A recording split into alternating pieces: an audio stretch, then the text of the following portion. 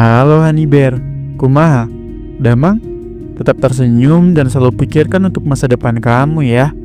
Jangan lupa juga untuk selalu jaga kesehatan. Kali ini, Razemvers mau ceritain kisah menegangkan dari waralaba horor legendaris yang kembali dengan sentuhan baru. Judulnya Final Destination Bloodlines, film yang dirilis tahun 2025 dan disutradarai oleh Zach Lipovsky dan Adam Bernstein, membawa kita ke asal-usul takdir maut yang selama ini misterius. Ceritanya fokus pada seorang cucu yang dihantui penglihatan kematian, lalu berusaha mengungkap masa lalu neneknya yang pernah melawan maut. Tanpa banyak basa-basi lagi, hayu lihat alur ceritanya.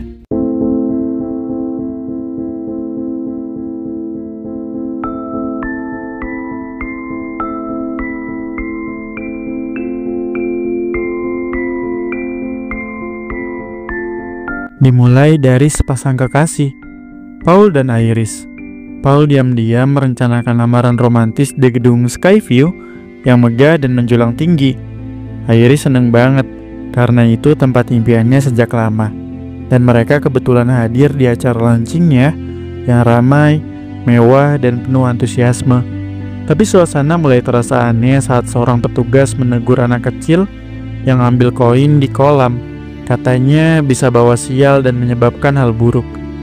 Iris mulai merasa gelisah, apalagi ketika melihat lift dipaksa jalan meski udah jelas melebihi kapasitas.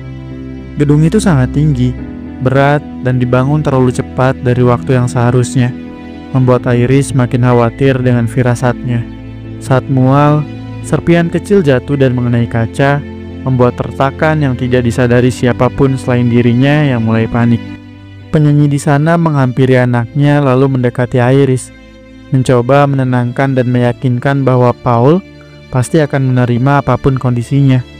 Iris adalah sosok sederhana yang selalu menghargai hal-hal kecil bersama pasangannya. Walau menyimpan rasa takut, mereka tetap naik ke lantai atas menara Skyview dan menikmati momen berdua. Di saat yang sama, anak kecil yang sebelumnya mengambil koin mulai melemparkannya dari atas. Tanpa ada yang menyadari, dalam suasana haru, Paul melamar Iris. Dan di sanalah Iris jujur bahwa ia sedang hamil. Paul menerimanya dengan senang hati, bahagia karena mereka akan membangun keluarga. Namun, Iris sempat melihat lemparan koin terakhir menyangkut di ventilasi atas gedung, yang membuatnya mulai merasa ada sesuatu yang gak beres. Sebelum siapapun sadar, retakan di lantai kaca sudah muncul sejak Iris mual dan menjauh. Saat itu serpihan kecil jatuh ke lantai dan memicu retakan tipis yang tak terlihat.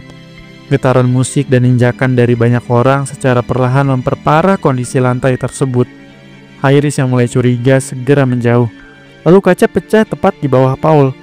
Ia berusaha bertahan, tapi tangannya teriris pecahan kaca hingga akhirnya terlepas dan ia jatuh meninggal.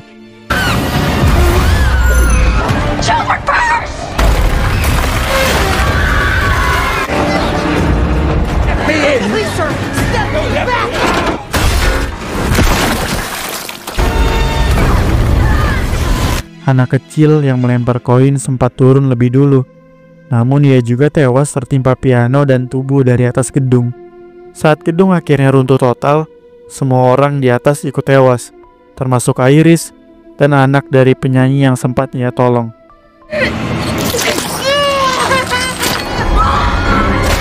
Semua kejadian tragis itu ternyata hanyalah mimpi yang terus berulang dalam pikiran cucu dari Iris di masa depan. Stephanie, cucu dari Iris, terus mengalami mimpi yang sama setiap hari. Mimpi itu begitu mengganggu hingga ia tak bisa menjalani hidupnya dengan tenang dan mulai membuat orang di sekitarnya merasa tidak nyaman bahkan terganggu. Ia akhirnya bercerita kepada teman sekamarnya di kampus tentang gangguan aneh tersebut. Di sanalah kita tahu bahwa Stephanie bahkan tak pernah bertemu neneknya seumur hidup. Ia tidak tahu apakah Iris masih hidup atau sudah meninggal. Yang ia tahu hanya nama neneknya saja dari cerita-cerita yang samar. Temannya menyarankan untuk mencari tahu lebih jauh tentang siapa sebenarnya Iris dan apa yang mungkin menjadi kaitannya dengan mimpi itu. Namun yang membuatnya terdorong bukan rasa penasaran, melainkan bayangan yang datang terus-menerus, bahkan saat ia tidak sedang tidur, membuat hidupnya makin kacau dan tidak terkendali. Atas saran itu, Stephanie memutuskan pulang ke rumah demi mencari tahu lebih dalam tentang neneknya, Iris. Ia bertemu keluarganya, kecuali sang ibu yang udah lama memisahkan diri tanpa perceraian resmi. Sang ayah tampak tertutup, bahkan telah membuang seluruh barang peninggalan Iris dan tidak pernah bicara tentang masa lalu.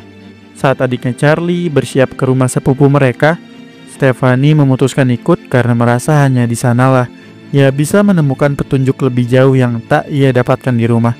Sebenarnya ia tak berniat menyelidiki terlalu dalam, namun bayangan Iris terus muncul, bahkan saat ia tidak sedang tidur.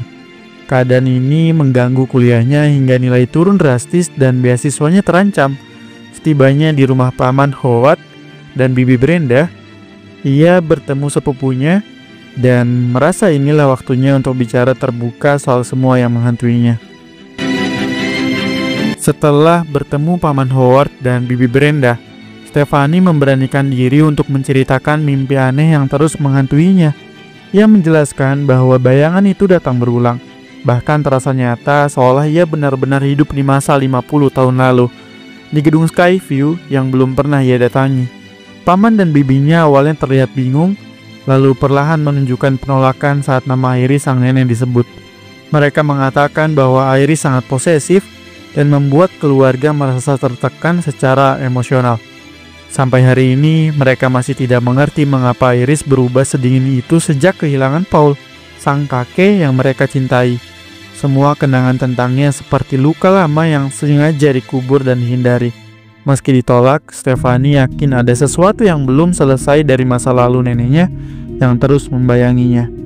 Tanpa mengubah posisinya, bibi Brenda hanya bicara singkat dengan suara pelan. Hampir seperti berbisik, ia memberi isyarat kepada Stephanie untuk melihat salah satu laci di sudut ruangan. Di sanalah tersimpan surat dan beberapa foto lama peninggalan Iris sang nenek, yang dulu diam-diam ia simpan. Paman Howard tidak tahu, dan Brenda tak ingin ia tahu. Meski tanpa penjelasan panjang, isyarat itu cukup untuk membuat Stephanie memutuskan pergi ke alamat yang tertulis di dalam surat itu. Di tengah hutan sunyi, berdiri sebuah rumah tua dengan pertahanan di sekelilingnya. Stephanie datang sendirian ke tempat itu, yang ternyata adalah rumah Iris sang nenek yang selama ini mengasingkan diri. Iris masih hidup, namun melarang siapapun masuk jika tidak dikenalnya. Saat tahu bahwa yang datang adalah cucunya, Iris menerimanya dengan syarat semua barang bawaan ditinggal di luar. Di dalam, Iris memastikan bahwa itu benar-benar Stephanie. Percakapan mereka singkat tapi bermakna, hingga Iris terkejut mengetahui bahwa ibu dari Stephanie telah lama pergi dari rumah. Namun Iris tahu alasannya sama seperti dirinya. Stephanie lalu menyampaikan maksud kedatangannya. Ia ingin kejelasan soal mimpi yang selama ini mengganggunya. Iris tak heran, karena itu adalah penglihatan saat kejadian di Skyview. Penglihatannya, Iris sang nenek bisa melihat masa depan dan berusaha menyelamatkan semua orang sebelum tragedi terjadi. Yang sebenarnya terjadi, menara itu tidak benar-benar roboh, tapi sengaja dihancurkan pemiliknya untuk menutupi kasus. Namun sebelum itu, Iris menyelamatkan banyak nyawa, dan karena tindakannya maut marah. Ia dianggap merusak takdir. Sejak itu, satu persatu orang yang seharusnya meninggal mulai diambil kembali, termasuk Paul, sang kakek. Hanya Iris dan anak dari penyanyi yang tersisa. Iris lalu menyendiri selama 20 tahun demi melindungi keluarganya. Karena ia tahu jika dirinya mati, maut akan mengincar keturunannya. Iris peka terhadap kehadiran maut, dan kini merasakannya semakin dekat. Ia tak bisa membiarkan Stephanie tinggal bersamanya karena tanggung jawab. Tapi karena Stephanie sudah jauh-jauh datang, Iris keluar rumah demi memberikan buku warisan tentang maut yang mengejar. Ternyata Iris mengidap kanker dan meninggal seketika di depan Stephanie dengan cara yang tidak wajar. Sepeninggal Iris sang nenek, ibu dari Stephanie dan Charlie akhirnya datang. Meski mereka tak pernah bertemu sejak kecil, Stephanie tak tahu alasannya ibu pergi. dan memilih menjauh karena amarah yang belum usai. Mereka mengadakan pesta kecil di halaman rumah untuk meredakan suasana. Namun tanpa disadari, ada serpihan kaca yang tertinggal dari gelas pecah milik Bobby. Saat itu Stephanie belum hadir karena sedang mempelajari buku pemberian neneknya, yang membuatnya semakin khawatir tentang keselamatan keluarganya dari ancaman maut. Isi buku itu membuat Stephanie sadar maut akan kembali menjemput mereka yang seharusnya mati saat kejadian Skyview. Ibunya ternyata juga peka terhadap pertanda, bahkan sempat berhasil menyelamatkan seseorang. Namun, Iris sang nenek tidak salah. Maut tetap datang. Paman Howard jadi korban selanjutnya. Kejadian itu mengguncang keluarga, tapi justru memperkuat tekad Stephanie untuk memahami lebih dalam isi buku warisan neneknya dan mencari cara agar keluarga mereka bisa selamat dari takdir yang seharusnya telah terjadi sejak lama. Semua anggota keluarga mulai perlahan percaya setelah mendengar penjelasan dari Stephanie tentang apa yang dialami Iris sang nenek. Berdasarkan isi buku warisan itu, ia menjelaskan bahwa setelah Paman Howard, maut akan mendatangi keturunan berikutnya, Eric, Julia, dan Bobby, lalu berlanjut ke garis keturunan dari ibunya. Satu-satunya yang aman hanyalah sang ayah dan bibi Brenda, karena mereka bukan keturunan langsung dari Iris. Meski penjelasan itu cukup jelas, sebagian besar masih tidak mempercayainya. Hanya sang ibu yang benar-benar mengerti, karena ia juga pernah mengalami hal serupa. Setelah kejadian siang itu, maut bergerak lebih nyata. Eric mulai mengalami rentetan peristiwa ganjil dan hampir kehilangan nyawanya. Salah satunya terjadi setelah ia menato nama ayahnya sebagai bentuk kenangan. Sejak saat itu, Stephanie tak berhenti merasa khawatir terhadap keselamatan Eric.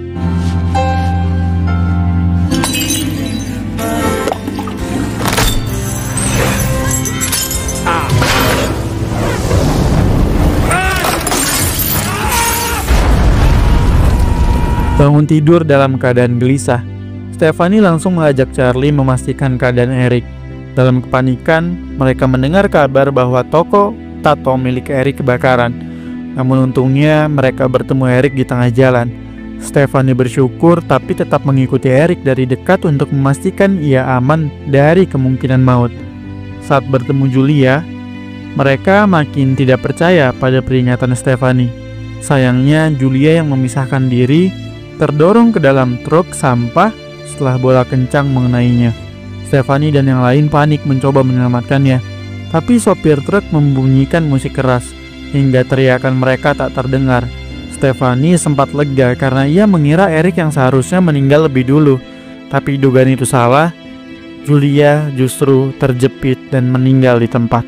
Tragedi ini mulai mengubah pandangan keluarga terhadap peringatan yang selama ini mereka abaikan. Di tengah kesedihan itu, bibi Brenda akhirnya mengakui bahwa Eric bukan anak kandung dari Paman Howard. Ia hasil hubungan perselingkuhan, dan karena itu bukan keturunan langsung dari Iris sang nenek. Artinya, korban berikutnya adalah Bobby. Charlie pun mulai percaya, karena pola kematian yang dilihat Stephanie terbukti nyata. Kini hanya sang ayah yang belum percaya. Dari buku peninggalan neneknya, Stephanie tahu hanya GB yang bisa mengakali kematian. Berdasarkan ingatan ibunya, GB dulunya pernah bekerja di rumah sakit. Mereka pun bergegas mencarinya bersama-sama, termasuk Eric. Dalam perjalanan itu, Stephanie akhirnya tahu bahwa ibunya pergi bukan karena ingin lari, tapi demi menyelamatkan anak-anaknya dari maut. Mereka pun tiba di tempat tujuan dan berhasil menemui GB, yang ternyata adalah anak kecil penyanyi di Skyview yang pernah ditolong oleh Iris sang nenek. GB menemukan cara menghentikan maut dan membunuh seseorang ataupun mengalami mati suri. Menurutnya, membunuh akan memindahkan sisa nyawa dari orang yang dibunuh. Namun jika ingin benar-benar lepas dari maut, mereka harus mati terlebih dahulu, lalu diselamatkan oleh orang terdekat. Resikonya sangat besar jika gagal. Maut akan datang lebih cepat. Setelah Iris sang nenek, GB tahu bahwa dirinya juga termasuk yang diincar. Sayangnya, rencana berbahaya itu justru disambut oleh Eric, yang kemudian menghasut Bobby agar ikut mencoba melawan takdir dengan cara yang sama. Tanpa diduga, rencana mereka untuk menyelamatkan Bobby justru berujung petaka. Bobby memiliki alergi terhadap kacang. Dan saat mereka merencanakan percobaan beresiko untuk membunuhnya lalu menyelamatkannya kembali, ia justru sesak nafas karena tak sengaja memakan makanan mengandung kacang. Sialnya, di ruangan rumah sakit itu terdapat alat magnet besar yang aktif tanpa sengaja dan mulai menarik benda logam dengan kekuatan luar biasa. Niat mereka sebenarnya baik, tapi risikonya yang terjadi jauh di luar kendali. Tegangan magnet semakin kuat bersamaan dengan kondisi Bobby yang makin kritis.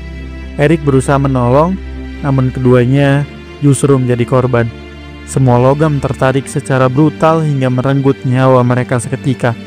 Kesedihan menyelimuti mereka yang tersisa, tapi mereka sadar harus tetap bertahan hidup. Harapan terakhir kini tertuju pada pondok milik Iris sang nenek, tempat yang dulu sempat menahan maut. Di saat bersamaan, koin Skyview yang jatuh dari dalam mobil mereka diambil oleh seorang nenek, tanda bahwa maut belum usai. Tersisa mereka bertiga, keturunan langsung dari Iris sang nenek. Mereka menerobos masuk ke pondok demi menghindari maut. Namun kejadian mengerikan terus datang. Api menjalar akibat percikan listrik, Stephanie terjebak di dalam mobil, dan pondok pun meledak. Dalam waktu bersamaan, Stephanie tenggelam di kolam, sementara sang ibu meninggal tragis di hadapan Charlie. Tanpa pikir panjang, Charlie menyelamatkan kakaknya yang sempat kehilangan nyawa. Aksi itu memutus rantai maut, namun kesedihan karena kehilangan ibu tetap membekas. Waktu berlalu, mereka hidup bertiga bersama kura-kura milik Bobby. Meski Bibi Brenda entah kemana, saat menghadiri acara keluarga calon istri Charlie, koin Skyview tanpa sengaja jatuh dan menghambat rel kereta. Ayah calon sempat memuji, namun kenyataannya Stephanie hanya pingsan dan dihidupkan kembali. Secara teknis, hal itu membuat mereka gelisah. Maut belum benar-benar terputus. Kereta pun keluar jalur, membunuh mereka berdua. Film pun berakhir sampai sini.